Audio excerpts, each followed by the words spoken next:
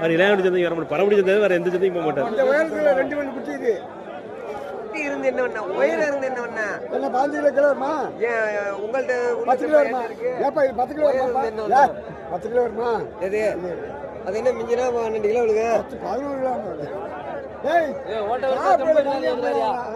தெம்பு காணி எங்க தெம்பு இல்ல. உங்ககிட்ட இருக்கு. ஏன்டா எங்க இருக்கு? ஒண்ணும் பண்ண முடியல. இன்னும் பண்ணி பாக்கறியா?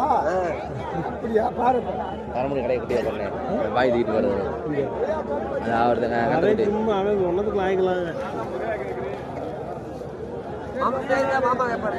மாமா கேளுங்க மாமா. எல்லாத்தையும் ஒரே மாதிரி தானே பேசுறாரு. உலக்க மாட்டேன் ஊதரிக்கா ஏய்